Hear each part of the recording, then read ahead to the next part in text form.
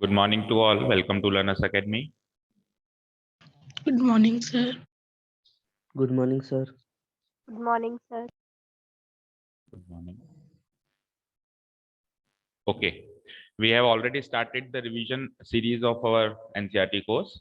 है ना? Chapter number 4 we had started yesterday. और पहली exercise was quite easy. It only included the framing of quadratic equation, how to frame quadratic equations, and how to check whether it is a quadratic equation or not. है ना? Okay. अगर आप videos देखते हो, बाद में revise करते होते, तो हर एक वीडियो का जो मेन मोटो है वो मैं हमेशा लिखता हूँ। भाई इस एक्सरसाइज का मेन मोटो क्या है, इसमें क्या क्या सिखाया गया है, ठीक है ना। भाई हर एक एक्सरसाइज में एक्चुअली चीज क्या है, क्या क्या चीज सिखाई जा रही है, वो वीडियो के डिस्क्रिप्शन में मिलता है हमको। उसको देखने से भी आना एक माइंडसेट बनता है हमारा कि अच्छा ये एक्सरसाइज इसके बारे में, ठीक है।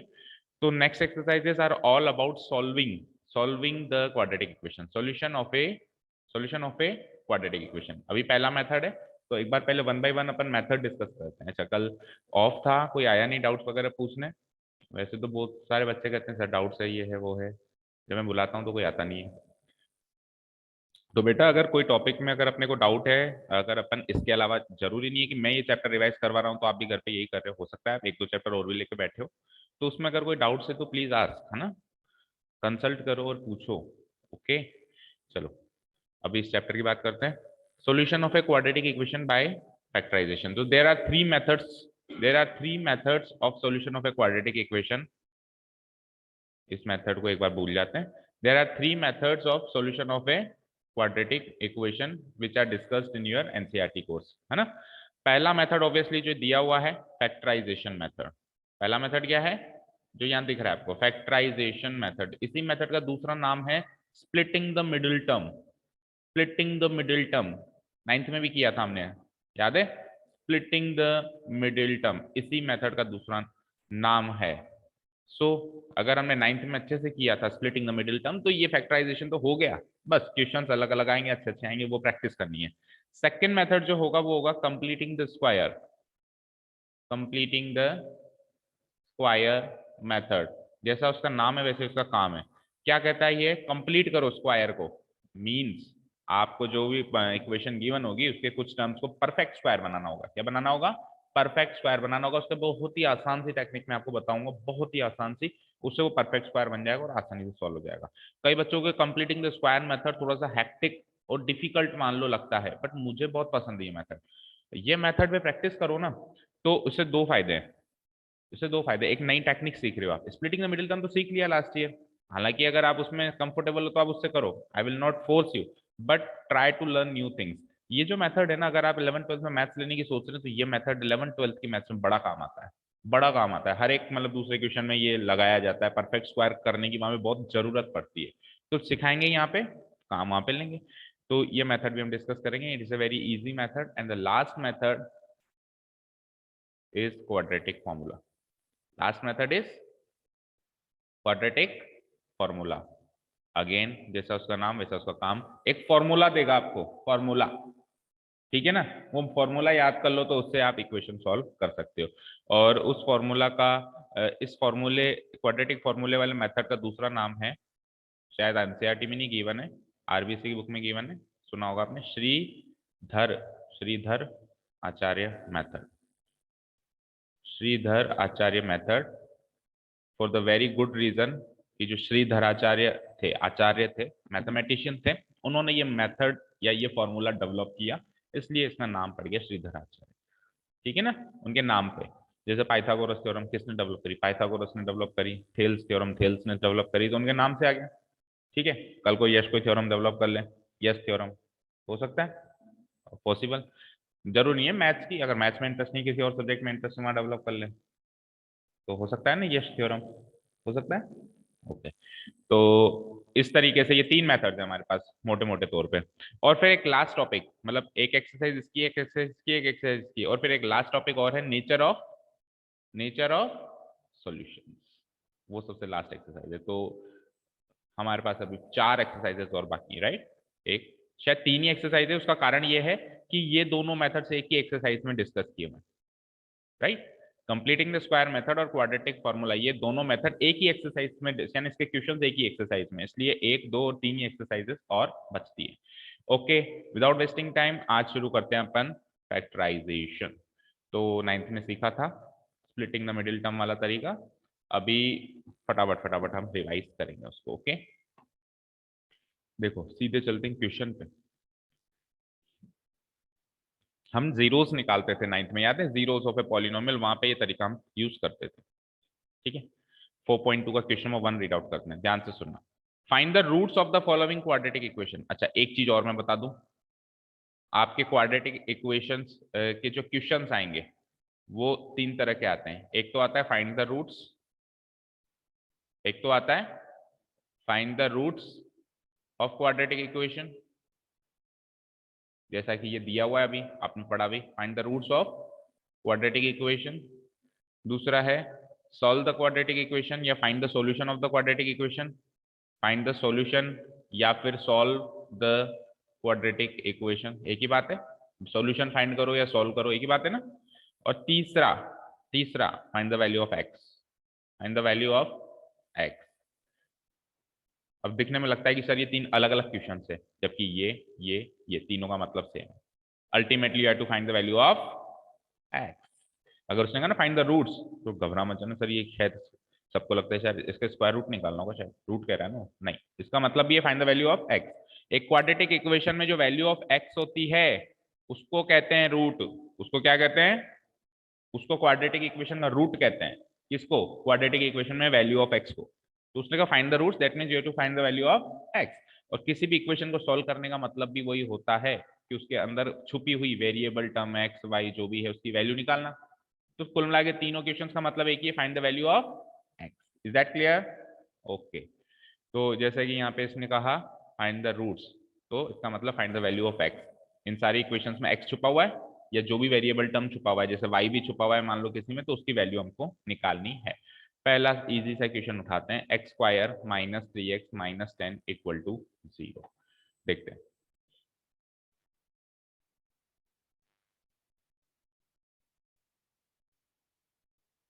X square minus 3x minus 10 equal to 0। देखो फर्स्ट ऑफ ऑल हम क्या करेंगे, दी हुई क्वाड्रेटिक इक्वेशन को हमारी स्टैंडर्ड फॉर्म से कंपेयर करेंगे। किससे कंपेयर करेंगे? तो स्टैंडर्ड फॉर्म क्या है? ax square plus bx plus c equal to c। ऐसा करने से क्या होता है, थोड़ी क्लैरिटी मिल जाती है कि ये तो a की वैल्यू तो क्या हो गई 1, b की वैल्यू क्या हो गई -3 एंड c की वैल्यू क्या हो गई -10। हालांकि इस वाले फॉर्मूला में इनकी वैल्यूज का इतना ज्यादा इंपॉर्टेंस नहीं है, बट फिर भी हम क्वाड्रेटिक इक्वेशन आते ही जैसे हमारे सामने पेश हुई, हमने सबसे पहले क्या कर दिया, उसको कंपेयर कर दिया। Comparing the given equation with the standard form ax square plus bx plus c equals to 0। पहला काम ये कर दिया। अब सुनिए इसमें से हमको क्या करना है, जो मिडिल टर्म है। अब मिडिल टर्म कौन सी है? मिडिल टर्म यहाँ पे ये देख 3 टर्म्स दिख रही है, 1 2 3। ठीक है, चलो इसको भूल जाओ, इधर आ जाओ। 3 टर्म्स दिख रही है, 1 2 3। तो मिडिल टर्म कौन सी है? ये वाली। तो स्प्लिटिंग द मिडिल टर्म का मतलब ये थोड़ी ना है कि मिडिल टर्म को स्प्लिट करो। मिडिल टर्म अक्सर एक्स वाली टर्म होती है एक क्वाड्रेटिक इक्वेशन में। मिडिल टर्म अक्सर एक्स वाली टर्म होती है। कल को ये इक्वेशन ऐसे हो -3x पहले हो, एक इक्वेशन और एक पॉलिनोमियल में आपको पता है ना, टर्म्स को हम इधर उधर पटक सकते हैं, कोई डिफरेंस नहीं होगा। अगर मैंने लिख दिया x-2 और मैंने लिख दिया -2 + x, these both are exactly the same, कोई भी रत्ती पर भी फर्क नहीं है। तो कल को इसको उठा के ऐसे भी तो दे सकता है वो, -3x + x² - 10। तो एक ही तो बात है ऊपर और नीचे वाली। तो कल को आप x स्क्वायर को स्प्लिट करने लग जाओ ना। सबसे पहले क्या करना है हमको, तभी तो मैं कह रहा हूँ कंपेयर करो। कंपेयर करोगे तो कंपेयर करने के बाद जो bx वाली टर्म है, bx वाली टर्म है ना, उसको हमेशा, देखो 10 लिख रहा हूँ सी, उसको हमेशा क्या रखो आप, मिडिल में रख दो। अभी मिडिल में रखी हुई है तो अच्छी बात है, नहीं रखी हुई तो रीअरेंज करो, रीअरेंज करके उसको मिडिल में रखो, रख दिया। अब इस टर्म को स्प्लिट करना होता है। किसको किसको कौन सी टर्म को स्प्लिट करना होता है? bx वाली को। ऐसे याद मत रखो मिडिल टर्म याद रखोगे तो फिर मिडिल वाली को कर दोगे। याद क्या रखो कि मिडिल टर्म में किसको रखना है, bx वाली टर्म को रखना है, और bx वाली टर्म को ही फिर मुझे स्प्लिट भी करना है। फाइन, स्प्लिट कैसे करते हैं वो सुनो। तो हम क्या करेंगे यहाँ पे एक थोड़ा रफ वर्क करेंगे, है ना। ए प्लस बी, ए इंटू बी, एक रफ एक है ना टेबल बनाएंगे, या यूं को एक्स्ट्रा वर्क का एक खांचा बनाएंगे, उसमें अपन ये थोड़ी सी कैलकुलेशन करेंगे। देखो ए प्लस बी की जगह, ए प्लस बी की जगह जो यहाँ पे हमने कंपैरिजन किया था, तो मिडिल टर्म का कोएफिशिएंट आया था, उसको एज इट इज रखो। रख दिया, रख दिया। क्या रखा? ए प्लस बी की जगह, यानी सुनो, मुझे दो नंबर्स हैं ए और बी, उनकी वैल्यू निकालनी है, ए की और बी की, जहां जिसमें दोनों नंबर्स का सम जो होगा वो क्या होगा, एक्स का कोएफिशिएंट होगा। एक्स का कोएफिशिएंट क्या है? -3। याद रहे -3 है तो -3 रखना, +3 है तो +3 रखना। अच्छा, ए इंटू बी, उन्हीं दोनों नंबर्स का प्रोडक्ट क्या होगा, जो इसका कोएफिशिएंट है और जो कांस्टेंट टर्म है, इन दोनों का प्रोडक्ट। देखो तीनों कोएफिशिएंट काम आएंगे। कई लोग इसके कोएफिशिएंट को भूल जाते हैं, सीधे -10 रख देते हैं, सीधे -10 रख देते हैं, वो गलत तरीका है। क्योंकि अगर आप सीधे -10 रख दोगे तो अभी तो चल जाएगा काम, लेकिन कल को अगर मान लो यहाँ पे 2x² हुआ तो -10 थोड़ी ना आएगा, -10 इंटू 2 -20 आएगा। जब तक यहाँ पे x² है तब तक तो उठा के इसको एज इट इज रख सकते हो, बट यहाँ पे x² की जगह 2x², 3x² है तो नहीं रख सकते। तो हम जेन्युइन तरीका याद रखें। जेन्युइन तरीका क्या है कि x² का कोएफिशिएंट और कांस्टेंट टर्म का प्रोडक्ट उधर रखा जाएगा। तो -10 इंटू 1 क्या होता है? -10 होता है। ये a प्लस बी और a इंटू बी लिखने के बाद इधर क्या हो रहा है उसको भूल जाओ, इधर क्या हो रहा है उसको भूल जाओ। अब आपका क्वेश्चन ये बन चुका है। अब आपने इसको सॉल्व कर लिया तो वो तो वैसे ही सॉल्व हो जाएगा। इसमें क्या करना है सर, इसमें आपको ऐसे दो नंबर सोचने हैं जिनको जोड़ने पे तो -3 आता हो और गुणा करने पे -10 आता हो। कई बार नंबर छोटे होते हैं तो कॉमन सेंस से हो जाता है, और कई बार नंबर बड़े होते हैं तो फिर तरीका ये है कि जो a इंटू बी लिखा है आपने 10, उसको कर दो फैक्टराइज। तो 10 को फैक्टराइज करोगे तो 2 गुना 5, और इनके फैक्टर जैसे अभी तो दो ही फैक्टर बने, मान लो 3 4 बन जाते हैं, उनके फैक्टर से ही कहीं ना कहीं सम बन रहा होगा। देख लो 5 - 2 3 बनता है ना, बनता है कि नहीं बनता है? तो फैक्टराइज करके आसान हो जाता है, और नहीं तो ये छोटे मोटे नंबर है तो कई बार डायरेक्ट ही दिमाग लग जाता है, प्रैक्टिस अच्छी होती है। तो 5 और 2 का कॉम्बिनेशन होगा ये तो फिक्स है, लो मैंने 5 लिख दिया 2 लिख दिया, लेकिन अब प्लस माइनस का ध्यान रखना है। तो देखो जो सम है वो नेगेटिव आ रहा है, तो सम नेगेटिव लाने का एक ही तरीका है कि इन दोनों में से बड़ा नंबर नेगेटिव रख दो। अगर सम पॉजिटिव होता तो मैं छोटा नंबर नेगेटिव रखता। समझ में आई? और आप देख सकते हो -5 और 2 का जो मल्टीप्लीकेशन होगा वो -10 होगा, और -5 और 2 का जो सम होगा वो -3 होगा। इस पहेली को सॉल्व कर लिया आपने तो बस क्वेश्चन सॉल्व कर लिया। फैक्टराइजेशन वाले मेथड में ये वाली जो पहेली हम साइड में करते हैं ना, यही सबसे मेन होती है। ये सॉल्व कर ली तो सब सॉल्व कर ली। अब क्या करते हैं सर, अब अपन एक लाइन लिखते हैं, splitting the middle term we get, या using the factorization method we get. वो लाइन लिख के हम क्या करेंगे, x की जगह तो देखो अब ये इक्वेशन है, ये क्या है इक्वेशन, तो इक्वेशन के लेफ्ट साइड में मैंने बताया भी था शायद इम्प्लाइज का साइन लगता है। जब एक इक्वेशन से दूसरी इक्वेशन की फॉर्म लिखते हैं तो हम क्या लगाते हैं, इम्प्लाइज का साइन। पहली टर्म बोले तो x² वाली टर्म को छेड़ना ही नहीं है, और आखिरी टर्म यानी कांस्टेंट टर्म को भी छेड़ना ही नहीं है, और RHS को तो वैसे भी नहीं छेड़ते।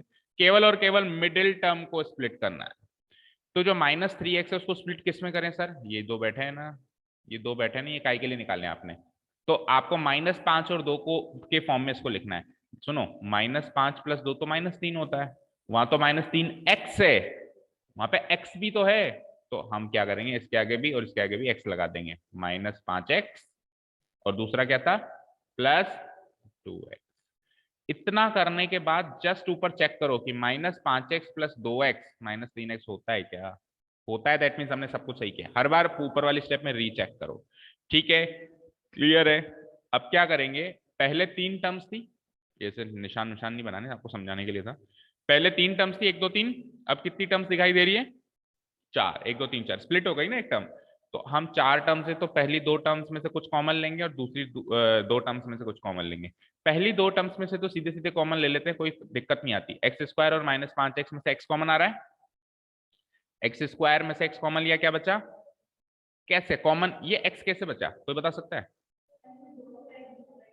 डिवाइड किया, एक्चुअली मैंने डिवाइड किया, x² को x से डिवाइड किया, तो एक कट के x बच गया। ठीक है, माइनस है बीच में साइन।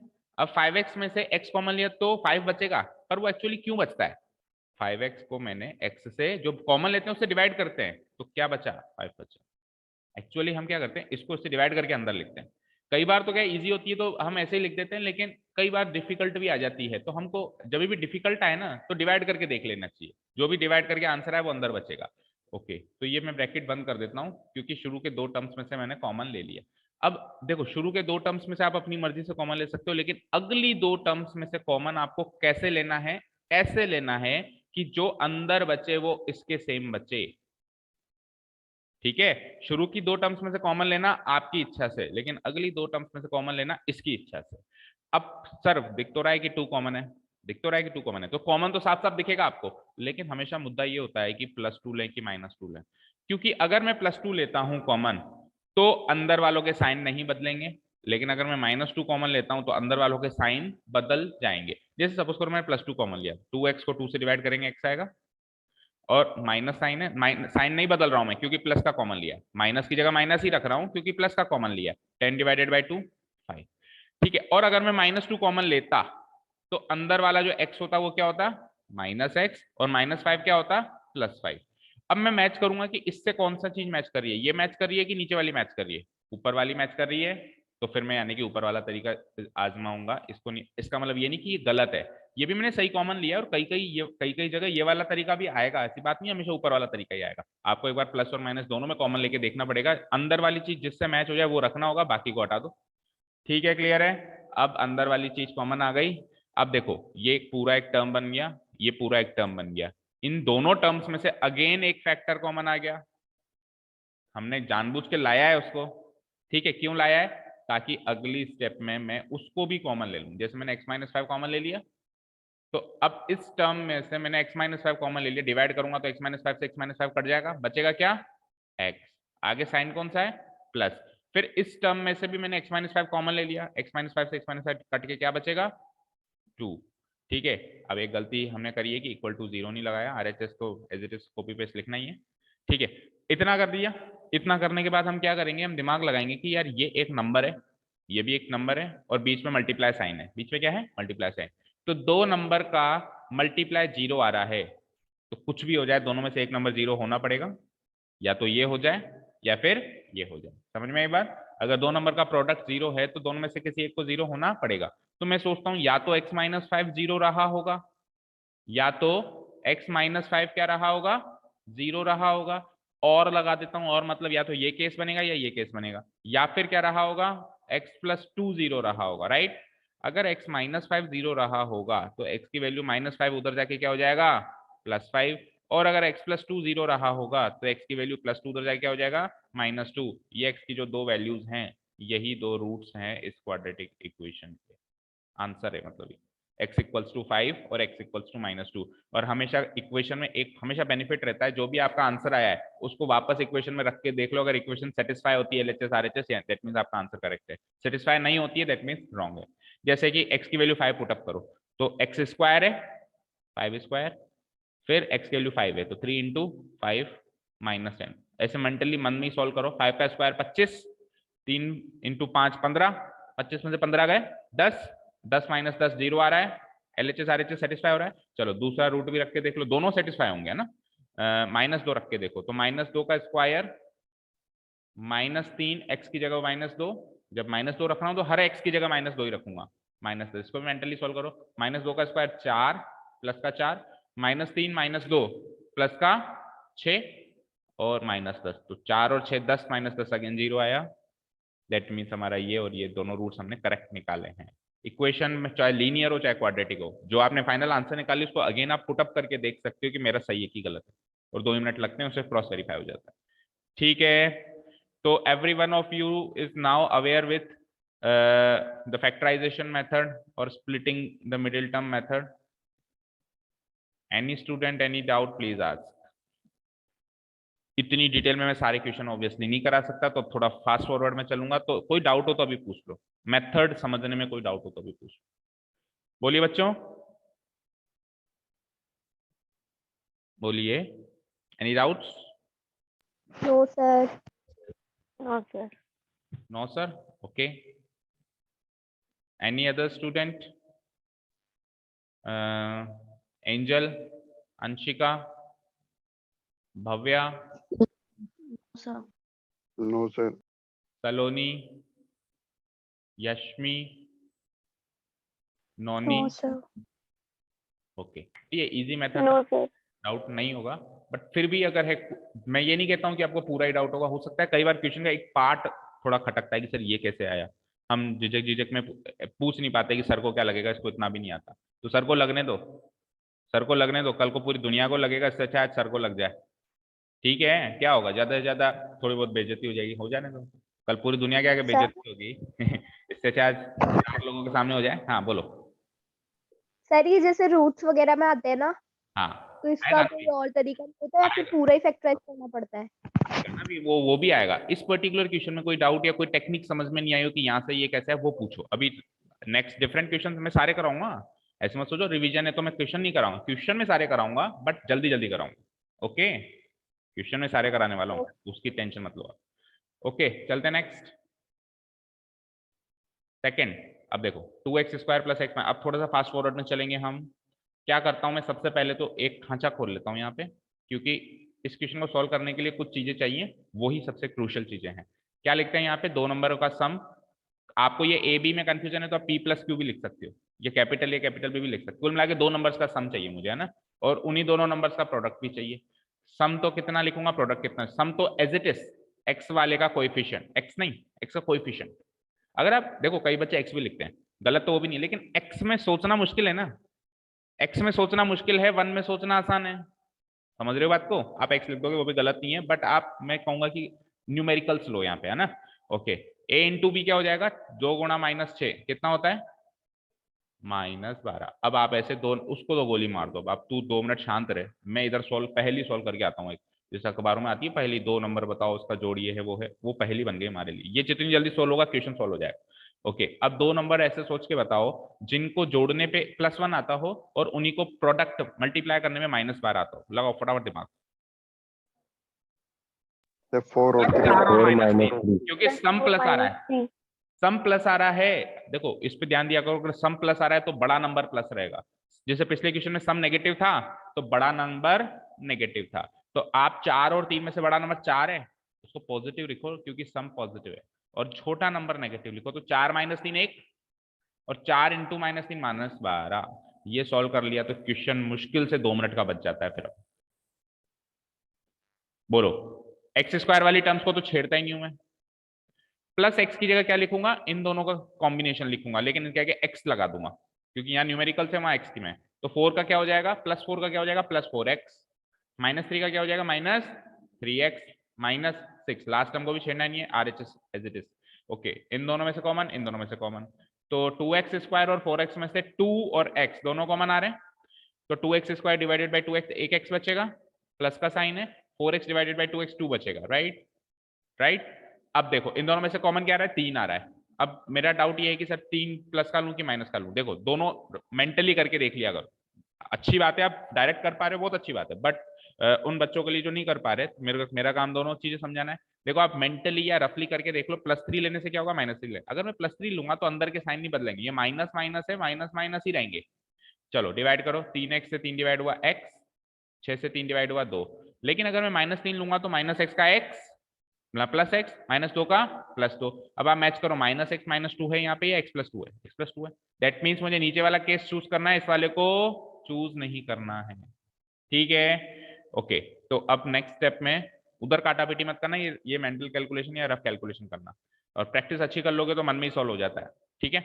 अब इन दोनों में x + 2 अगेन कॉमन, क्या बचा यहां से 2x, वहां से -3 इक्वल टू 0, 2 फैक्टर्स आ गए जिनका प्रोडक्ट 0, इसका मतलब है या तो पहला फैक्टर 0 रहा होगा या फिर दूसरा फैक्टर 0 रहा होगा, तो यहां से क्या हो जाएगा, x की वैल्यू +2 उधर भेजोगे तो -2, और यहां से देखो पहले 2x की वैल्यू सॉल्व करो, 2x की वैल्यू -3 उधर जाके +3, और x की वैल्यू सॉल्व करो तो 3/2, तो या तो x की वैल्यू -2 है और एक या तो x की value 3/2। These are the 2 roots of the given quadratic equation. Like final statement लिखेंगे अपन, x equals to -2 and x equals to 3/2 are the 2 roots of the given quadratic equation. Fine, समझ आया सभी को, ऑनलाइन स्टूडेंट्स? Yes, sir. चलो फटाफट चलते हैं Yes, sir. नेक्स्ट क्वेश्चन पे लगभग सबको डाउट्स होती हैं। ये रूट देख के पता नहीं क्यों घबरा जाता है। रूट का मतलब स्क्वायर रूट देख के पता नहीं क्यों घबराहट होती है, बट इतनी घबराने की बात नहीं है। देखो हम तो वही काम करेंगे जो सर ने बताया था। रूट देख के घबराएंगे नहीं, पेन उठाएंगे और करना शुरू करेंगे। और पेन उठा के करना शुरू करते हैं तो अच्छी अच्छी चीजें हो जाती हैं। ठीक है, पहले लगता नहीं है, लेकिन पेन उठा के करना शुरू करो। a प्लस बी की जगह क्या रखेंगे? x का कोएफिशिएंट। x का कोएफिशिएंट क्या है? 7। और a इंटू बी की जगह क्या रखेंगे बोलो? इसका और इसका प्रोडक्ट। तो आप खुद सोचो, √2 से 5√2 मल्टीप्लाई होगा, तो √2 से √2 मल्टीप्लाई करके 2 हो जाएगा, और 2 5 जा 10 हो जाएगा। अब देखो इसको भूल जाओ, वो कितना आसान सा सवाल बन गया मेरे लिए कि मुझे अब दोनों पॉजिटिव होते हैं तो यूं ही सॉल्व हो जाते हैं। 5 × 2 और 5 + 2, वो तो एक दोनों में से एक नेगेटिव होता है ना, तब फिर भी थोड़ा सोचना पड़ता है। दोनों पॉजिटिव है तो यूं ही सॉल्व हो जाते हैं। 5 और 2 का प्रोडक्ट 10, 5 और 2 का सम 7। ठीक है, चलो स्प्लिट करता हूं मैं मिडिल टर्म। इसका नाम फैक्टराइजेशन मेथड क्यों है? क्योंकि लास्ट में आते आते मेरे पास 2 फैक्टर्स हो जाते हैं।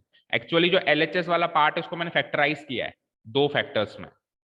LHS वाला पार्ट है, जैसे 6 को फैक्टराइज करते हैं 2 × 3, तो ये LHS वाला जो पॉलिनोमियल है इसको मैंने समथिंग इनटू समथिंग की फॉर्म में फैक्टराइज कर दिया। 2 फैक्टर्स हैं इसके, इसलिए इसका नाम फैक्टराइजेशन मेथड। ओके चलो जी, चलो स्प्लिटिंग द मिडिल टर्म। तो 2 नहीं है, √2x² में नो चेंज।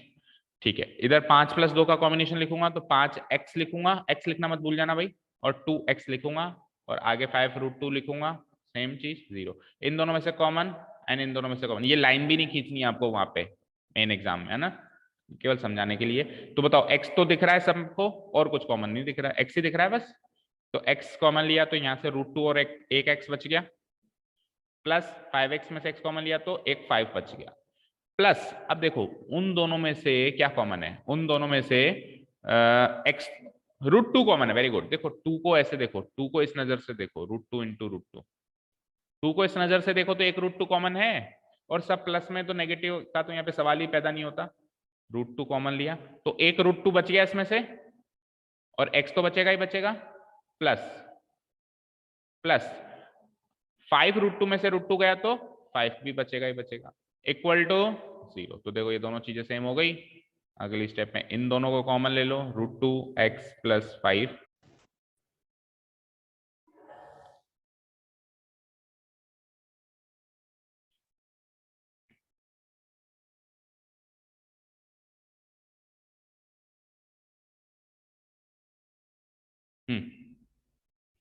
अंदर क्या बचेगा? x + √2 equal to 0। ये फैक्टराइज हो गए 2 फैक्टर्स में। अब क्या करेंगे? 1 बाय 1 एक एक फैक्टर को 0 के इक्वेट करेंगे। या तो ये फैक्टर 0 रहा होगा, √2x, ये x रूट के बाहर है याद रखना ना, +5 इक्वल टू 0 रहा होगा, और या फिर दूसरा फैक्टर x + √2 इक्वल टू 0 रहा होगा। अगर इस फैक्टर को 0 रखें तो √2x की वैल्यू सॉल्व करो, +5 उधर जाके -5, और x की वैल्यू सॉल्व करेंगे तो √2 मल्टीप्लाई हो रहा है उधर जाके डिवाइड, तो इट विल बी -5/√2, एक रूट आ गया। और दूसरा फैक्टर में तो सीधे सीधे √2 को वहां भेज दो, तो क्या हो जाएगा? देखो ऐसे लिखोगे या ऐसे लिखोगे, जवाब दो। ऊपर वाला ये जो नंबर है, ये जो नंबर है, मैं इतने कल परसों कह रहा था ना कि कुछ इमेजिनरी नंबर्स होते हैं जो रियल में एग्जिस्ट नहीं करते, ये वो नंबर है जो आप 11वीं में सीखोगे। है तो नंबर, बट ये रियल में एग्जिस्ट ही नहीं करता, क्योंकि ऐसे 2 नंबर ही नहीं है जिनका स्क्वायर -2 आ जाए। दुनिया में ऐसे कोई भी ऐसा नंबर ही नहीं है जिसका स्क्वायर कर दूं तो -2 आ जाए।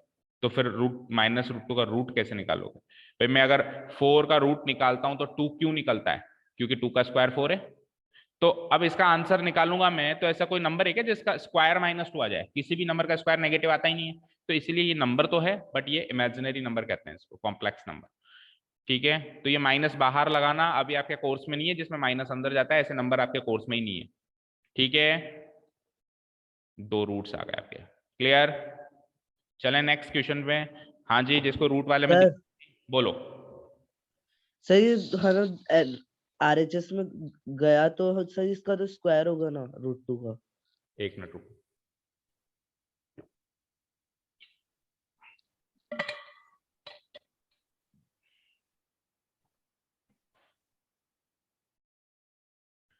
देखो भाई, अगर मेरे पास a प्लस बी है, अगर मैं a को यहां रख के b को वहां भेजना चाहता हूं, तो जो b है a से, b a से किस रूप में कनेक्टेड है? प्लस के रूप में कनेक्टेड है। जो भेज रहे हो और जो रख रहे हो उन दोनों का कनेक्शन देखो, a को रख रहे हो, b को भेज रहे हो, भैया आप दोनों के बीच में क्या कनेक्शन है? प्लस का कनेक्शन है। तो प्लस का उल्टा क्या होता है? तो जीरो तो है ही वहीं पे, प्लस भी उधर जाके माइनस भी, जीरो माइनस भी यानी माइनस भी। अगर यहाँ पे a इंटू बी होता और मैं a को यहां रखता, b को वहां भेजता, तो अब इन दोनों का क्या कनेक्शन है? मल्टीप्लाई। तो उधर जाके क्या हो जाता है? ये डिवाइड, मल्टीप्लाई का उल्टा डिवाइड। ठीक है, क्लियर है? अब सुनो, अगर केवल रूट बी होता इक्वल टू 0, अब मैं b को यहां रखता, रूट को वहां भेजता। मैं किसको भेज रहा हूं? किसको भेज रहा हूं मैं? रूट को। मैं इस भाई को भेज रहा हूं, ये रूट भी एक भाई है, इस भाई को वहां भेज रहा हूं, और जिसको रख रहा हूं वो है b। मैंने b से पूछा कि b जिसको तू वहां भेज रहा है उसका तेरे साथ क्या संबंध है? उसने कहा भैया स्क्वायर रूट का संबंध है उससे। तो स्क्वायर रूट का उल्टा क्या होगा? स्क्वायर होगा। ठीक है, अब आप वहां पे आओ, हमने क्या रखा, क्या भेजा? हमने x को तो रखा और किसको भेजा?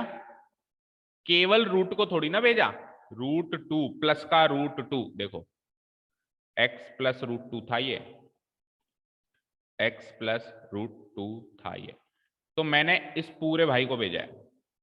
तो ये पूरा भाई इस x से प्लस में कनेक्टेड है। किससे कनेक्टेड है? मैं पूछूंगा यार प्लस रूट टू x के साथ क्या संबंध रखता है? आप कहोगे सर उससे जुड़ रहा है, उसका स्क्वायर रूट थोड़ा ना कर रहा है वो, स्क्वायर रूट तो 2 का कर रहा है वो। इस x से क्या संबंध है? प्लस का, तो उधर जाके क्या हो जाएगा? माइनस, और 0 माइनस रूट टू क्या होता है? माइनस का root two.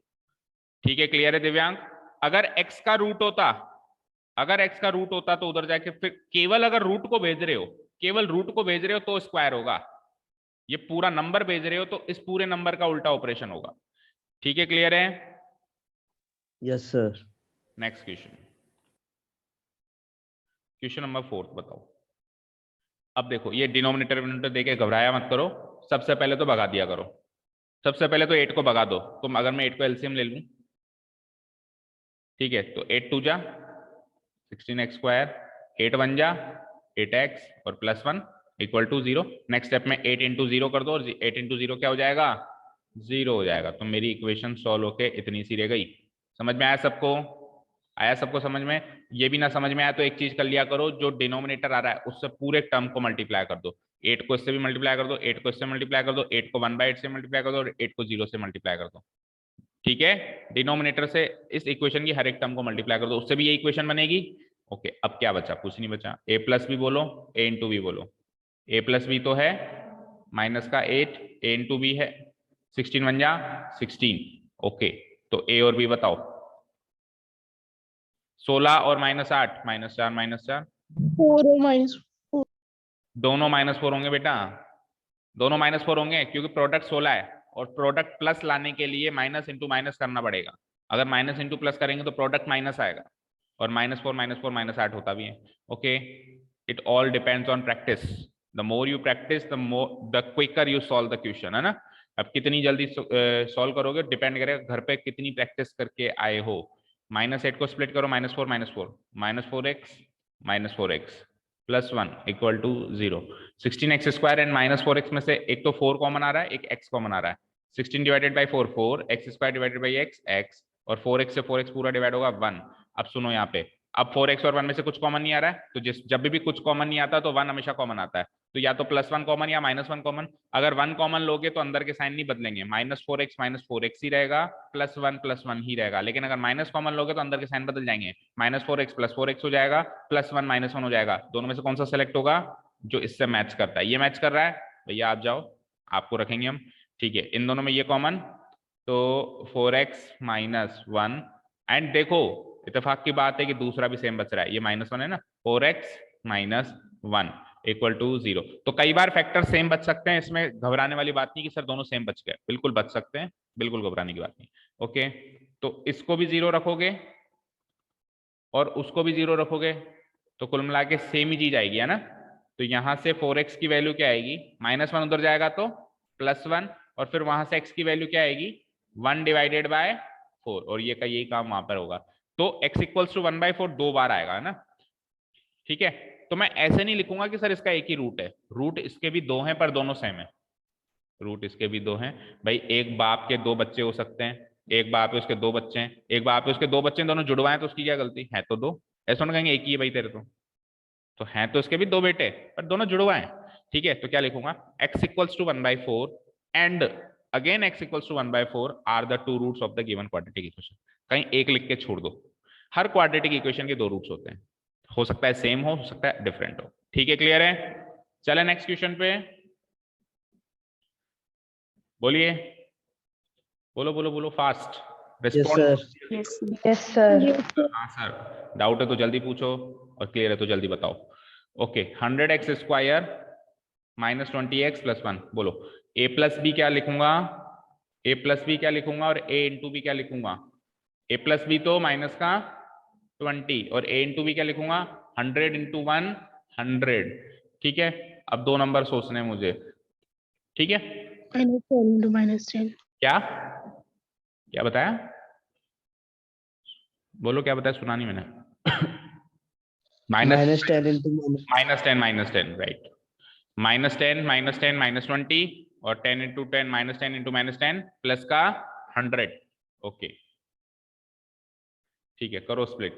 100x square as it is, -20x को -10 में स्प्लिट करना है, -10x again -10x plus 1 as it is equal to 0। शुरू के दो टर्म्स में से कॉमन लो, आखिरी के दो टर्म्स में से कॉमन लो, तो यहाँ से 10x कॉमन आ रहा है राइट, तो अंदर क्या बचेगा 10x और 10x में से 10x कॉमन गया तो 1। अब अगेन वही, अगर मैं +1 कॉमन लेता हूं तो एज इट इज बच जाता है अंदर -10x प्लस 1, और अगर मैं -1 कॉमन लेता हूं तो साइन बदल के बचता है अंदर 10x माइनस 1। चाहिए कौन सा, ये नीचे वाला, तो ये रूल आउट हो गया। तो अगेन क्या हो जाएगा, ये भी परफेक्ट स्क्वायर बन रहा है, मतलब सेम बन रहा है ना, 10x माइनस 1 और अगेन 10x माइनस, सेम बचा है जैसा पिछली बार में बचा। 10x की वैल्यू क्या हो जाएगी 1, -1 उधर जाके क्या हो जाएगा, इसको 0 को इक्वेट करूंगा ना, 10x माइनस 1 इक्वल टू 0, और इधर भी सेम वही लिखूंगा 10x minus 1 equal to 0।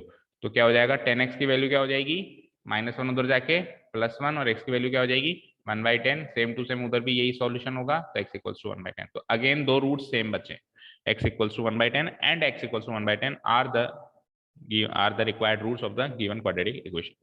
Clear है सभी को? चलें फटाफट वर्ड प्रॉब्लम्स पे, फिर जल्दी बताओ। Yes, sir. yes sir। Okay let's move towards the word problem, जो कि मेन पार्ट है आपके इस चैप्टर का, है ना। ये डायरेक्ट आने के चांसेस कम हैं, चांसेस ऐसे ही देगा वो वर्ड प्रॉब्लम्स में ना, और वर्ड प्रॉब्लम्स को सॉल्व करने का तरीका थोड़ा थोड़ा कल मैंने बताया। ठीक है, क्वेश्चन नंबर 2 है, solve the problems given in example 1। ये तो आप होमवर्क मार्क करो, एग्जांपल 1 में इस तरह की कुछ प्रॉब्लम्स होंगी, उनको सॉल्व करना है, कर लोगे ना? ठीक है, चलते हैं क्वेश्चन नंबर 3। क्वेश्चन नंबर 3 सुनो, और नहीं आया बाय द वे, नहीं आया तो हम बैठे हैं, है ना, ऐसा ना सर टरका रहे, टरका नहीं रहे, एक सॉल्यूशन निकाल रहे हैं, एक तरीका निकाल रहे हैं जिससे चीजें जल्दी हो जाए। आपको खुद को अल्टीमेटली खुद को ही करनी है, मुझे नहीं करनी है ना, तो आप करके देखना, नहीं आया तो बताना। Question number 3, find two numbers whose sum is 27, product is 182। ऐसे दो नंबर सोचो जिनका सम तो हो 27 और प्रोडक्ट हो 182। तो देखो हम क्या करेंगे, कोई भी एक चीज उठाएंगे, या तो ये उठा लो या ये उठा लो।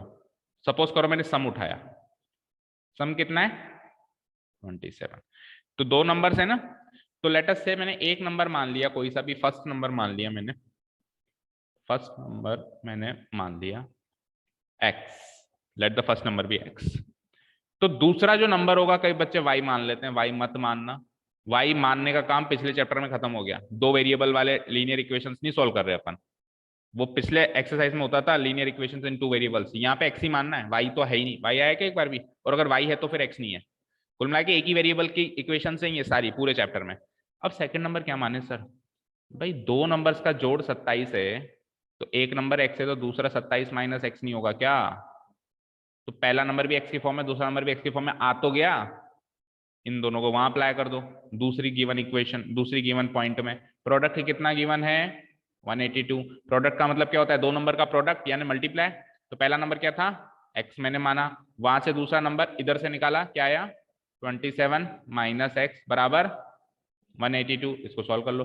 तो x into 27, 27x, x into minus x, minus का एक्स स्क्वायर इक्वल टू 182, 182 को इधर बुलाओ तो it will be 27x minus x square, वहां से प्लस है तो यहाँ से माइनस हो जाना है, इक्वल टू 0। अब क्या करेंगे इसको रीअरेंज, रीअरेंज दो बातें याद रखेंगे। सबसे पहले रीअरेंजमेंट में ये याद रखेंगे कि पहले एक्स स्क्वायर का टर्म, फिर एक्स का टर्म, फिर कांस्टेंट टर्म। दूसरी बात ये याद रखेंगे कि एक्स स्क्वायर के टर्म को पॉजिटिव कर दिया करो। जैसे एक्स स्क्वायर का टर्म यहाँ पे नेगेटिव है तो पॉजिटिव करना जरूरी है, तो केवल अगर पॉजिटिव करोगे तो केवल इसी का साइन नहीं बदलेगा, सबका साइन बदलेगा।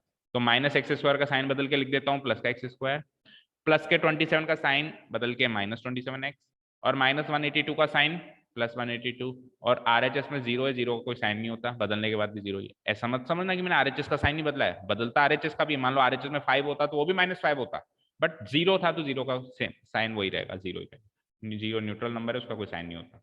तो ये आपकी फाइनल क्वाड्रेटिक इक्वेशन बन चुकी है, x square minus 27x plus का 182 इक्वल टू 0। यहाँ तक कोई डाउट? आगे तो वही काम करना है, करो। इसको डिलीट कर दूं, ये इक्वेशन फ्रेम की है मैंने, है ना। एक्स स्क्वायर क्या बनी थी, minus 27x plus 182 equal to 0। वही दो नंबर और वही दो नंबर का सम कितना होगा, माइनस का 27 और प्रोडक्ट कितना होगा 182 ए बी। अब देखो 182 किसकी टेबल में आता है, डायरेक्टली याद नहीं हो रहा है ना, जैसे पहले 10 आ रहा था, 100 आ रहा था, तो सीधा सीधा इसका फैक्टराइजेशन कर दिया करो, जो प्रोडक्ट है उसका किया करो, सम का मत कर देना ना। तो 182 का फैक्टराइजेशन 91, फिर किससे जाएगा, 7 से जाएगा, 7 1 7 और 13, बस। अब फैक्टर्स क्या है, 2 7 13, इनके कॉम्बिनेशन से 27 बनाओ। तो देखो 7 दूनी 14, 14 प्लस 13 27, बना कि नहीं बना? This is the technique. अगर बड़ा नंबर आ जाए फैक्टराइज करो और उनके फैक्टर्स के कॉम्बिनेशन से 27 बनाने की कोशिश करो। तो 7 2 14 होता है और 13 को अलग रख दूं तो 14 एंड 13 के कॉम्बिनेशन से, और 14 इंटू 13 182 होगा ना भाई, होगा नहीं होगा? इनके फैक्टर्स ही तो है ये, तो इनको फैक्टर्स को वापस गुणा करूंगा तो ये आएगा कि नहीं आएगा? तो 14 और 13 का सम 27 बनाया जा सकता है। माइनस 27 है तो दोनों को माइनस कर दो, -14 -13 प्लस -27, एंड इन दोनों का प्रोडक्ट करेंगे तो ऑब्वियसली 182 आना है, क्योंकि 182 के फैक्टर्स ही तो आएंगे। ओके, चलते हैं आगे। पता है आंसर ही 14 और 13 है इसका। चलो हाँ, x square minus 14x minus 13x plus का 182 इक्वल टू 0, इधर से कॉमन लिया, x माइनस 14 और माइनस 13x प्लस 182। देखो अब तो आप करते करते समझ ही जाते हो। देखो यहाँ पे पहला टर्म पॉजिटिव, दूसरा टर्म नेगेटिव, यहाँ पे पहला टर्म नेगेटिव, दूसरा टर्म पॉजिटिव, तो माइनस का कॉमन लेना पड़ेगा ताकि पहला टर्म पॉजिटिव बचे, दूसरा टर्म आप करके देख लेना। 182 को 13 से डिवाइड अभी किया था ना हमने, 13 इंटू 14 कितना आया था 182, तो 182 को अगर मैं 13 से डिवाइड करूंगा तो 14 ही तो आएगा, x माइनस 14 इक्वल टू 0। ठीक है, अगेन x माइनस 14 कॉमन और बचता है x माइनस 13, ठीक है, और इक्वल टू 0। ठीक है, यहां से x माइनस 14 इक्वल टू 0 या फिर x माइनस 13 इक्वल टू 0। तो यहां से x की वैल्यू या तो 14 या फिर 13। तो मैंने दो नंबर्स कौन से माने थे, फर्स्ट नंबर क्या माना था मैंने बोलो, और सेकेंड नंबर क्या माना था 27 माइनस एक्स। वापस उसको डी सब्सटीट्यूट करो। फर्स्ट नंबर मैंने माना था x, दूसरा नंबर मैंने माना था 27 माइनस एक्स। तो x की दोनों वैल्यूज रखो, x की वैल्यू 14 रखी तो पहला नंबर 14 हुआ, और x की वैल्यू 13 रखी तो पहला नंबर 13 हुआ।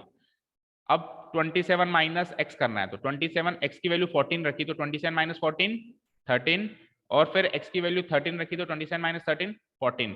तो एक्चुअल आंसर क्या आया, या तो आंसर ये है भाई पहला नंबर 14 और दूसरा नंबर 13, या आंसर ये है पहला नंबर 13 और दूसरा नंबर 14। तो अल्टीमेटली मैं इन दोनों बातों को मर्ज करके ये लिख सकता हूं कि 2 नंबर्स आर 13 एंड 14। अब चाहे से किसी को पहला मान लो, किसी को दूसरा मान लो। हाँ, अगर वो क्लियर कट कहता कि नहीं first number and second number बताओ, तो दो बातों में लिखना पड़ता कि either the first number is 14 and second number is 13, और दूसरा कैसे, या फिर first number 13 and second number is 14। पर उसने इस तरीके से नहीं पूछा, उसने कहा व्हाट आर द 2 नंबर्स, दो नंबर्स बता दो जनरली सिंपली। ठीक है ना, तो मैं सिंपली लिख सकता हूं कि 2 नंबर्स आर 13 एंड 14 भी लिख सकता हूं, और चाहूं तो उल्टा भी लिख सकता हूं, 14 एंड 13 भी लिख सकता हूं। आप करके देख लेना, 13 और 14 का जो सम होता है वो 27 होता है, और गुणा जो होता है अभी भी करके भी देखा था 182 होता है। Is that clear? कोई डाउट किसी को? कोई नहीं, बोलो क्विक। No, sir. चलो next question. Find two consecutive positive integers sum of whose squares is 365।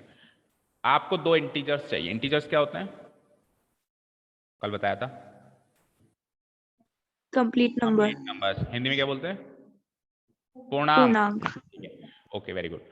और इंटीजर्स जो होते हैं नेगेटिव भी हो सकते हैं, न्यूट्रल भी हो सकता है, लेकिन उसको पॉजिटिव चाहिए। तो आपको एक चीज बताऊं, पॉजिटिव इंटीजर्स का मतलब ही होता है नेचुरल नंबर्स, जो कि कहां से चालू होते हैं? 1 से चालू होते हैं। 1 2 3, यही तो है पॉजिटिव इंटीजर्स।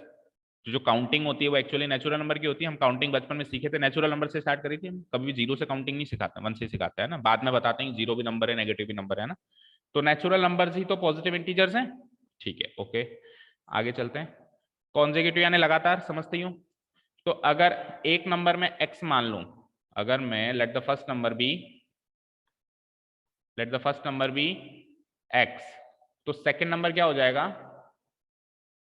सेकंड नंबर हो जाएगा अगला नंबर कॉन्सेक्यूटिव में एक जोड़ दिया करो। जैसे 3 का कॉन्सेक्यूटिव 4 होगा, एक जोड़ के 4 का कॉन्सेक्यूटिव 5 होगा, तो x का कॉन्सेक्यूटिव x प्लस 1। तो दो नंबर x की फॉर्म में लिख दिया मैंने। अब सुनो क्या कह रहा है, सम ऑफ हुज स्क्वायर्स इज 365। इन दोनों के स्क्वायरों का सम 365 है। यानी पहले स्क्वायर करना है। ऐसे स्टेटमेंट में हमेशा याद रखना, जो चीज बाद में बताई गई है वो पहले करनी है, और जो चीज पहले बताई गई है वो बाद में करनी है। फाइन, समझ में आया? तो पहले क्या करना है, तो x का भी स्क्वायर कर दो और x प्लस 1 का भी स्क्वायर कर दो। कोई डाउट? बाद में क्या करना है, इन स्क्वायरों का सम करना है। इन स्क्वायरों का कर दिया मैंने सम, और ये सम कितना आ रहा है? 365। समझ आया? यही चीज उल्टी होती, स्क्वायर्स ऑफ सम होता तो पहले सम करता इन दोनों का, यानी x का और x प्लस 1 का पहले ही कर देता सम, और सम करके क्या करता, फिर करता स्क्वायर। दोनों बातों में फर्क है, याद रखना। अभी ये क्वेश्चन है एग्जाम में, ये भी आ सकता है। कुल मिला के जो चीज बाद में रखी हुई है वो पहले कर दो, और जो पहले रखी हुई है वो बाद में कर देंगे। तो as per this question this will be the right technique. X square plus x plus 1 का होल स्क्वायर इक्वल्स टू 365 को सॉल्व कर दो और इक्वेशन बन जाएगी एक्स का square x square, x plus 1 का whole square, a plus b का होल स्क्वायर सब जानते हैं, a square plus 2ab plus b square. कोई दिक्कत परेशानी? ओके, 365। एक्स स्क्वायर और एक्स स्क्वायर मिलके 2x as it is, 1 as it is. 365 को इधर बुलाओ तो माइनस का 365 इक्वल टू 0। अगेन सॉल्व करो, 2x square 2x plus 1 minus 365 minus 364 equal to 0। वैसे तो इक्वेशन बन चुकी है, लेकिन आप चाहो तो इसको छोटी कर सकते हो, क्योंकि सब में से 2 कॉमन आ रहा है। सब में से 2 कॉमन ले लूं तो इधर बचता है एक्स स्क्वायर प्लस एक्स, और 2 से डिवाइड करो, 2 1 या 2, 2 8 या 16, 182 इक्वल टू 0। 2 को उधर भेज के 0 डिवाइडेड बाई 2 करेंगे, यहां से कट के 0 से डिवाइड होकर 0 बन जाएगा। Final equation is x square plus x minus 182 equal to 0। कोई डाउट? एक्स स्क्वायर फिर क्या था, भूल गया मैं, प्लस एक्स माइनस एक्स, बोलो भूल गए आप भी, Plus x. Plus x minus 182, plus x minus 182 equal to 0। चलो अब इसको सॉल्व करना है। तो दो नंबर्स, ये तो केवल फ्रेमिंग ऑफ इक्वेशन हुआ है। वर्ड प्रॉब्लम में 2 पार्ट्स होंगे, एक तो फ्रेम करना फिर सॉल्व करना। तो 14 माइनस वो 14 और माइनस 13 अभी किया है, अभी किया हमने। 14 और 13 का जो प्रोडक्ट था 182 आया था कि नहीं आया था? चलो देखते हैं। a प्लस बी तो आ जाएगा 1, क्योंकि इसका कोएफिशिएंट 1 है। a इंटू बी आ जाएगा माइनस का 182। तो a और b दो नंबर चाहिए होंगे मुझे। हाँ, अभी दिव्यांग बता रहा था। दिव्यांग बता क्या कह रहा है? 14 और माइनस 13, क्योंकि 14 माइनस 13 1 होगा और 14 इंटू माइनस 13 182 होगा। ठीक है, स्प्लिट करते हैं फटाफट। X square plus 14x minus 13x minus का 182 इक्वल टू 0। फिर x ले लो कॉमन यहाँ से, तो यहाँ से बचता है x प्लस 14। वहाँ से क्या कॉमन लूंगा? देखो दोनों प्लस हैं, तो दोनों माइनस में से माइनस कॉमन लेना ही पड़ेगा ताकि दोनों प्लस बचे। ठीक है, और 13 एंड 182 में से 13 कॉमन आ जाएगा x। अब दोनों प्लस में बचेंगे क्योंकि माइनस का मैंने कॉमन ले लिया। 182 डिवाइड बाई 13 क्या होता है? 14 होता है, इक्वल टू 0। तो यहाँ से x प्लस 14 अगेन कॉमन, और अंदर बचता है x माइनस 13 इक्वल टू 0। तो यहाँ से x प्लस 14 इक्वल टू 0, या फिर x माइनस 13 इक्वल टू 0। तो x प्लस 14 इक्वल टू 0 से क्या आएगा? कि x की वैल्यू क्या आएगी माइनस कई 14 और x माइनस 13 इक्वल टू 0 से क्या आएगी x की वैल्यू 13। कई बच्चे यही आंसर मार्क कर देते हैं, गलत, ये आंसर है ही नहीं, ये तो x की वैल्यू है। आपका क्वेश्चन क्या था, 2 नंबर बताओ, तो आपने फर्स्ट नंबर क्या माना था मुझे बोलिए, x। आपने सेकंड नंबर क्या माना था मुझे बोलिए। ये इस x प्लस क्वेश्चन की खास बात है कि फाइनल तक अपने को फोकस नहीं तोड़ना है। x आता ही x आंसर नहीं होगा, कई बार होगा कई बार नहीं भी होगा, ठीक है। तो फर्स्ट नंबर x था, दूसरा नंबर क्या माना था, अगर मैं x की वैल्यू -14 ले लूं तो दूसरा नंबर हो जाता है -14 प्लस 1, जिसको मैं लिख सकता हूं -13 लिख सकता हूं, ठीक है। और अगर मैं x की वैल्यू 13 ले लूं तो दूसरा नंबर क्या है x प्लस 1 यानी 13 प्लस 1 यानी कि 14। तो आपके आंसर्स हैं या तो -14 एंड -13 या आपके आंसर्स हैं 13 एंड 14। देखो भाई -14 एंड -13 के स्क्वायर्स का सम भी वही आएगा जो गिवन है, और 13 एंड 14 के स्क्वायर का सम भी वही आएगा। तो आंसर तो 2 हो सकते हैं, बट क्वेश्चन की डिमांड थी कि आपको पॉजिटिव इंटीजर्स चाहिए। तो अगर पॉजिटिव इंटीजर्स चाहिए तो ये वाला ऑप्शन, ये वाला केस रूल आउट हो जाएगा, बिकॉज ये नेगेटिव इंटीजर्स दे रहा है। अगर मैं वहां से पॉजिटिव वर्ड हटा दूं, अब 2 आंसर्स हैं इसके, अब इसके 2 आंसर्स हैं। क्या आंसर है, या तो -14 एंड -13 एंड दूसरा आंसर क्या हो जाएगा सेकंड केस में 13 एंड 14, बट पॉजिटिव के कारण ये केस रूल आउट हो गया और फाइनल आंसर इज 13 एंड 14। और आप अगर x का आंसर x को ही आंसर मान लेते तो आप क्या मार्क करके आते, -14 एंड +13, जबकि आंसर क्या है +13 एंड +14। इज दैट क्लियर, ठीक है। तो इसमें x को डी सब्सटीट्यूट करना मत भूलना, लास्ट में x आता ही आंसर नहीं है हमारा फाइनल। लीनियर इक्वेशन में तो होता था, लीनियर इक्वेशन में x होते ही आंसर हो जाता था, लेकिन क्वाड्रेटिक इक्वेशन में जो 2 चीजें पूछेगा x, उसमें से एक ही चीज है, दूसरी चीज जो भी आपने मानी, जैसे x+1 मानी x+2 मानी, वो निकालनी है अभी, बाकी है वो चीज। Is that clear, yes sir. चलते हैं नेक्स्ट क्वेश्चन पे। 5th वन देखो, द अल्टीट्यूड। अल्टीट्यूड क्या होता है, अल्टीट्यूड मींस हाइट होती है, ठीक है। Of A right triangle is 7 centimetre less than it's base if the hypotenuse is 13 centimetre, find the other 2 sides. Let us से एक रफ डायग्राम बनाता हूं मैं। हाइपोटेन्यूज कितना है इसका 13 है, ए बी सी। हाइपोटेन्यूज कितना है बेटा 13 है। आगे सुनो, अल्टीट्यूड इसकी ये देखो, अल्टीट्यूड इसको मानोगे ए बी को तो बेस हो जाएगा बी सी, और अल्टीट्यूड बीसी को मानोगे तो बेस हो जाएगा ए बी। इन दोनों में से किसी एक को अल्टीट्यूड मान सकते हो। अल्टीट्यूड क्या होता है, एक राइट एंगल ट्रायंगल का हाइपोटेन्यूज के अलावा बची हुई 2 साइड में से कोई भी एक। तो लेट अस से अल्टीट्यूड ये है और बेस ये है, ठीक है। तो क्या कह रहा है, अल्टीट्यूड जो है 7 सेंटीमीटर छोटा है बेस से, तो अगर मैं बेस को x मान लूं तो अल्टीट्यूड 7 सेंटीमीटर इससे छोटा हो जाएगा, x-7। अब आप कहोगे सर अल्टीट्यूड को x मानो, तो अल्टीट्यूड को अगर x मानोगे तो वो हो जाएगा x+7, ठीक है। बट ये सोचना थोड़ा मुश्किल है, वो सोचना थोड़ा आसान है। हमेशा बाद में जिसका जिक्र हो उसको x मानो, तो सोचना थोड़ा आसान है। तो बेस का जिक्र बाद में हुआ है और देन के बाद आ रहा है, देखो देन इट्स बेस। कल बताया था कि देन के बाद आने वाली चीज को x मान लो, उससे समझ में थोड़ी सी अच्छे से आ जाता है। तो बेस को अगर मैं x मान लूं तो वो उसने कहा है कि अल्टीट्यूड बेस से, अल्टीट्यूड जो बेस से है 7 सेंटीमीटर छोटा है, तो 7 सेंटीमीटर छोटा ऐसे ही होगा, जैसे मान लो 10 होता तो 10 - 7 होता, ये 20 होता तो 20 - 7 होता, ये x है तो ये x - 7 है। तो मैंने एक राइट एंगल ट्राइंगल की तीनों साइड्स मार्क कर ली, कुछ को कांस्टेंट टर्म्स में मार्क कर ली, कुछ को वेरिएबल टर्म्स में मार्क कर ली। अब इसमें से x की वैल्यू चाहिए, दिस इज माय क्वेश्चन। तो x की वैल्यू बड़ी आसानी से आ जाएगी अगर मैं पाइथागोरस थ्योरम यहाँ पे अप्लाई कर दूं। इन दोनों के स्क्वायर का सम उसके स्क्वायर के बराबर होगा, जैसे x का स्क्वायर प्लस x - 7 का होल स्क्वायर बराबर हाइपोटेन्यूज क्या है 13। कई बार क्वेश्चन में क्या करना है वो छुपा हुआ होता है। अब इसने कहीं पर भी नहीं कहा कि आप पाइथागोरस लगाओ, इसने कहा क्या कहीं पर पाइथागोरस लगाओ। जैसे ऊपर में तो उसने कहा कि स्क्वायर करो, सम करो, ये करो, प्रोडक्ट करो, सब कहा। इसमें कह रहा है कि पाइथागोरस लगाओ, लेकिन इसने बहुत बड़ी बात कह दी यहाँ पे राइट ट्राइंगल लिख के। और राइट ट्राइंगल जितनी बार आता है 100 में से अगर 100 बार राइट ट्राइंगल वर्ड लिखा हो रहा है तो 50 बार तो पाइथागोरस ही लगती है उसमें और 50 बार में दूसरी चीजें हो सकती है। तो राइट ट्राइंगल सुनते ही मन में एकदम से क्लिक करना चाहिए पाइथागोरस, ठीक है। ओके, पाइथागोरस लगा दिया मैंने। x का स्क्वायर x - 7 का whole square a square -2ab plus b square, 13 का स्क्वायर 169, याद होना चाहिए आपको 25 तक के square. x square plus x square 2x square, minus का 14x प्लस का 49, 169 को इधर बुलाओ, माइनस का 169 इक्वल टू 0। तो 2x square minus 14x plus का 49 और माइनस का 169, आंसर तो नेगेटिव आएगा क्योंकि नेगेटिव बड़ा है, 9 हो गया 0, 16 में 4 के 12। क्लियर? 2 अगेन कॉमन आ सकता है, ले लो। x स्क्वायर माइनस का 7x माइनस का 60 इक्वल टू 0। 2 यहाँ से मल्टीप्लाई हो रहा है, डिवाइड हो जाएगा और बन जाएगा 0। तो final equation is x square minus 7x minus 60 equal to 0। कर दूं डिलीट, कर दूं, सॉल्व करें। x square minus 7x minus 60, x square minus 7x minus 60 equal to 0। दो नंबर्स बताइए,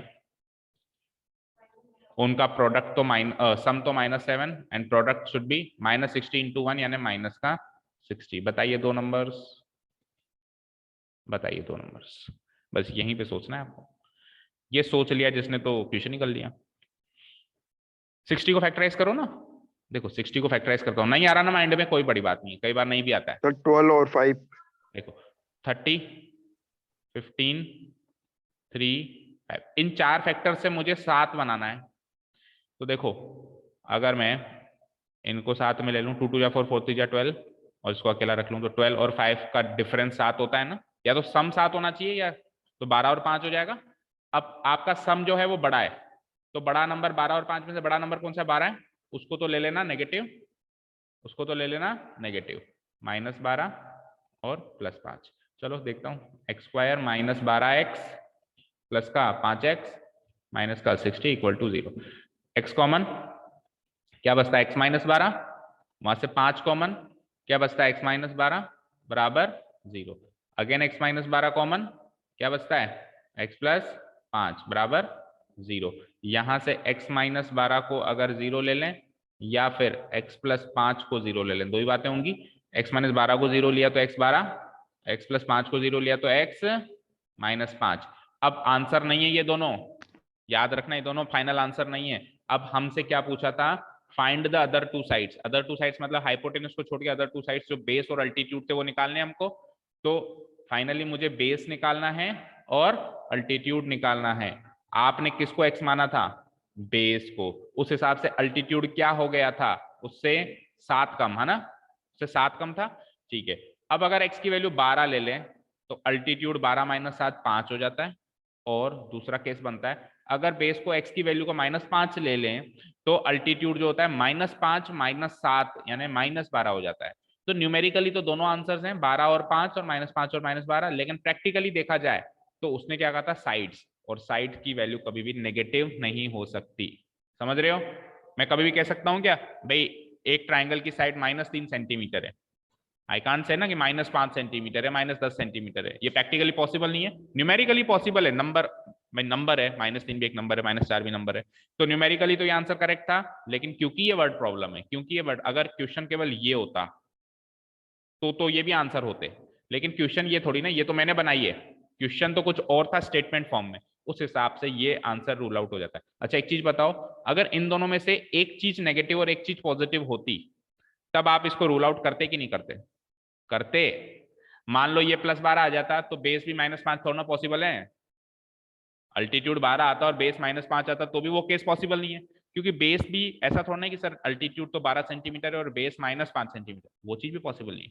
तो यहाँ पे दोनों में से एक भी चीज नेगेटिव आ जाती है, तो दोनों आ रही है तो ये केस रूल आउट हो जाता। ठीक है, ये आंसर हो जाएगा। Base is 12 centimetre, altitude is 5 centimetre, और उल्टा भी कर सकता हूं मैं, base is 5 centimetre, altitude is 12 centimetre.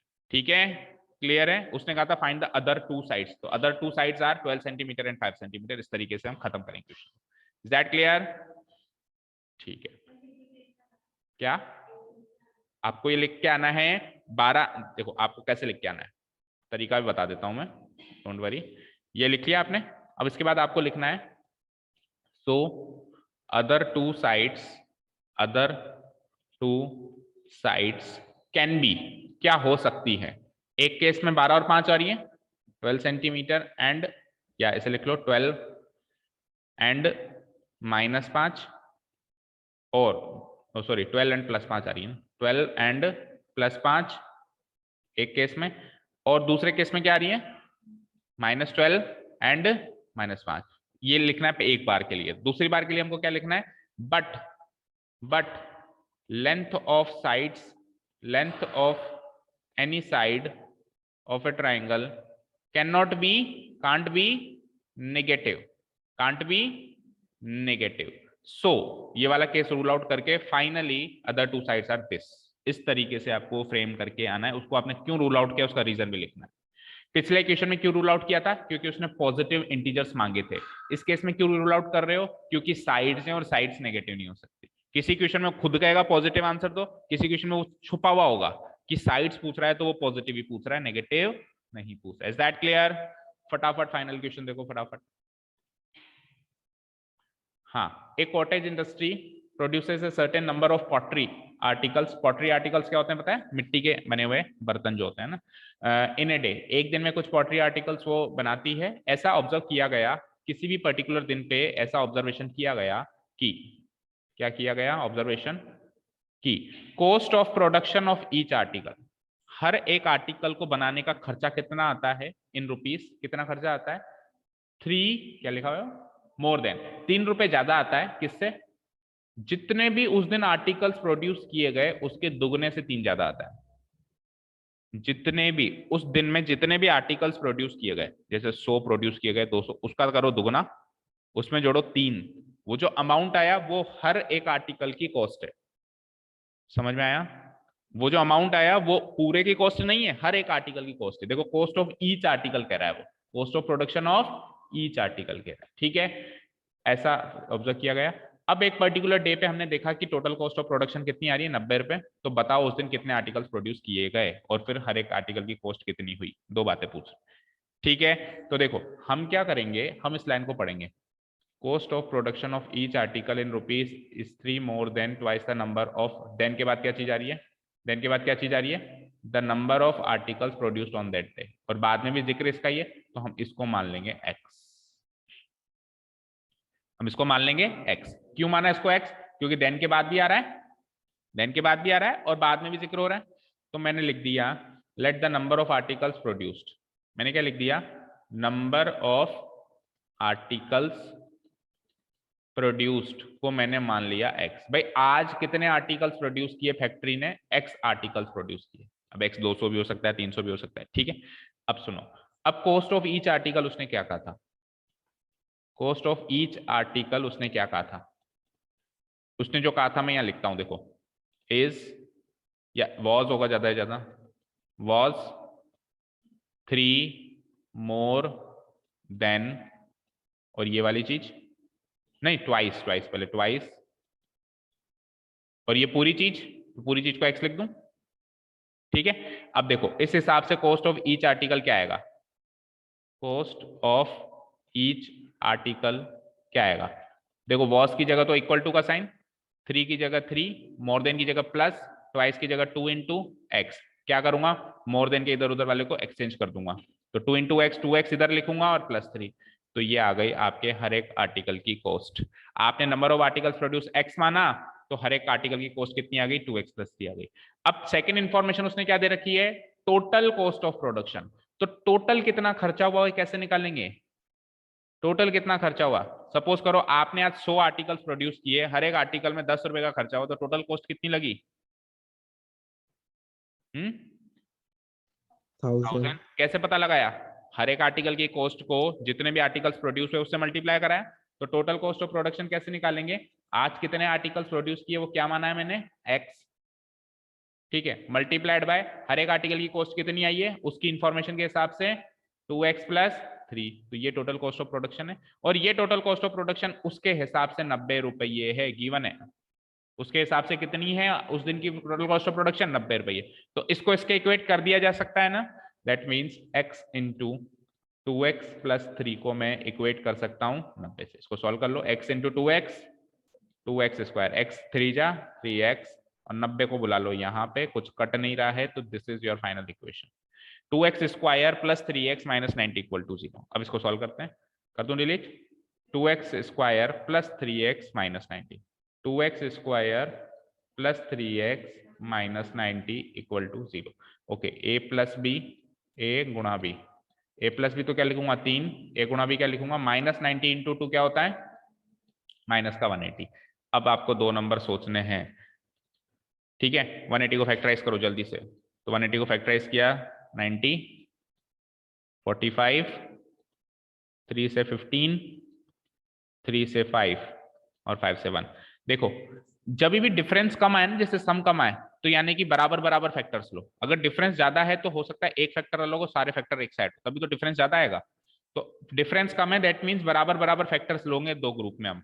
तो देखो 3 2 जा 6, 6 2 जा 12, इन तीनों को एक साथ ले लो, और 5 3 जा 15 को एक साथ ले लो। 3 2 जा 6 2 जा 12, 5 3 जा 15, इन दोनों का डिफरेंस होता है ना 3। डिफरेंस है तो आप क्या कर दो, इसको माइनस कर दो। 15 माइनस 12 कितना हो जाएगा, 3 हो जाएगा। ठीक है, समझ आई, क्लियर है? ओके, 15 ए तो हो गया 15 और बी हो गया माइनस का 12, 15 माइनस का 12। ठीक है, 2x स्क्वायर प्लस का 15x माइनस का 12x माइनस का 90 इक्वल टू 0। ये रफ वर्क था। ठीक है, 2x स्क्वायर और 15x में से x ही कॉमन आ रहा है, 2x प्लस 15 अंदर बच्चा, और माइनस 12x और 90 में से क्या कॉमन आएगा, 2 ही आएगा, 3 आएगा, 6 आएगा ना, 2 ना 3 ना 6 आएगा। ठीक है, और माइनस का कॉमन ले लेता हूं ताकि अंदर के प्लस बचे, क्योंकि यहाँ पे अंदर सारे प्लस है। तो 2x फिर प्लस 15, 15 6 या 90 होता है, इक्वल टू 0। तो 2x प्लस 15 अगेन कॉमन, और x माइनस 6 दूसरा फैक्टर हो गया। इसको 0 मानो या फिर इसको 0 मानो। यहां से आता है, देखो 2x की वैल्यू क्या आती है यहाँ से, माइनस का 15, और x की वैल्यू क्या आती है यहाँ से, माइनस 15/2। ये तो 100% रूल आउट होगा, क्योंकि x माना था नंबर ऑफ आर्टिकल्स, वो नेगेटिव कैसे होगा। चलो देखते हैं, और यहां से क्या हो जाएगा, x इक्वल्स टू 6। अब ये फाइनल आंसर नहीं है, याद रहे हमको क्या क्या निकालना था, दो बातें निकालनी थी, एक तो नंबर ऑफ आर्टिकल्स प्रोड्यूस और कॉस्ट ऑफ ईच आर्टिकल। तो पहले नंबर ऑफ आर्टिकल्स प्रोड्यूस निकालते हैं। Number of articles produce, mic off करो किसी का ऑन है। तो नंबर ऑफ आर्टिकल्स प्रोड्यूस क्या माना था मैंने, x की दो वैल्यूज आ रही हैं, या तो -15/2 या फिर 6। तो कितने आर्टिकल्स प्रोड्यूस किए आप कह सकते हो, -15/2 होता है, माइनस का 7.5। आप कह सकते हो कि माइनस का 7.5, इवन प्लस के 7.5 भी नहीं कह सकते आप, या तो कहोगे 7 आर्टिकल्स प्रोड्यूस हुए, या 8 इंटीजर वैल्यू आएगी और वो पॉजिटिव इंटीजर आएगी। तो ये रूल आउट हो गया इस कारण से। तो यानी x की एक ही वैल्यू कंसिडर की जाएगी, ठीक है 6। और कॉस्ट ऑफ ईच आर्टिकल क्या माना था हमने, याद करो, पीछे जाके देखेंगे ना, 2x plus 3, very good, 2x plus 3। तो यहाँ पे भी x की अब एक ही वैल्यू लगाएंगे, ये 6 वाली, ये नेगेटिव वैल्यू जब ऊपर ही रूल आउट हो गई तो नीचे भी रूल आउट होगी।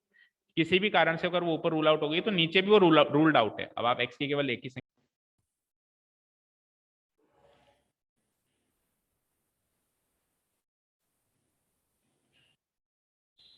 देखो 2 इंटू 6 प्लस 3, 2 6 या 12, 12 प्लस 3 ₹15, ₹15। यानी कि हर एक आर्टिकल की कॉस्ट कितनी है, 15 रुपए। और कितने आर्टिकल प्रोड्यूस किए हैं, 6, 15 इंटू 6 टोटल कॉस्ट 90 हो गई। देखो जो आपने बोल रहे हो वो जस्टिफाई भी होना चाहिए। आपके हिसाब से आज कितने आर्टिकल प्रोड्यूस किए आपने, पोल्ट्री आर्टिकल 6, हर एक आर्टिकल की कॉस्ट कितनी है, 15, टोटल कॉस्ट 15 इंटू 6 90 आ रही है। अच्छा, हर एक आर्टिकल की कॉस्ट कैसे निकलती थी, जितने आर्टिकल्स प्रोड्यूस किए उसके दुगुना करके 3 जोड़ने से। तो आपने 6 आर्टिकल्स प्रोड्यूस किए, 6 का दुगुना 12, और 12 में 3 जोड़ा तो 15 आ रहा है। दोनों बातें जस्टिफाई हो रही है ना। उसने क्या कहा था, देखो उसने कहा था कि हर एक आर्टिकल की कॉस्ट कितनी आनी चाहिए, हर एक आर्टिकल की कॉस्ट कितनी आनी चाहिए, जितने आर्टिकल्स प्रोड्यूस किए उसका दुगना करो और 3 जोड़ो। तो आपके हिसाब से 6 आर्टिकल प्रोड्यूस हुए, उसका दुगना किया तो 12, और उसमें 3 जोड़ दिया तो 15 रुपए कॉस्ट आ रही है। आपने आंसर भी तो 15 मार्क किया है। और फिर इस 15, ये तो हर एक आर्टिकल की कॉस्ट है, इंटू 6 करोगे, टोटल 6 आर्टिकल प्रोड्यूस हुए तो टोटल कॉस्ट 90। उसने कहा था टोटल कॉस्ट 90 है, वो भी चीज जस्टिफाई हो रही है। दैट मीन्स हमारा आंसर करेक्ट है। क्या आंसर है, number of articles produce 6, cost of each article 15। ठीक है, क्लियर है। तो एक्सरसाइज नंबर 4.2 इज क्लियर।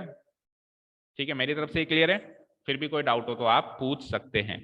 आपको क्या करना है, आपको क्या करना है, आज बैठे नहीं रहना है, इस एक्सरसाइज को फिर से सॉल्व करना है।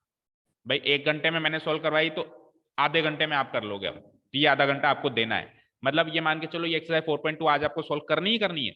कर लोगे ना, फिर भूल जाओ इस एक्सरसाइज को। अब आपको परमानेंटली आ गई मान के चलो, अगर आज अच्छे से सॉल्व कर ली तो। ठीक है, कल से अपन next method and next exercise शुरू करेंगे।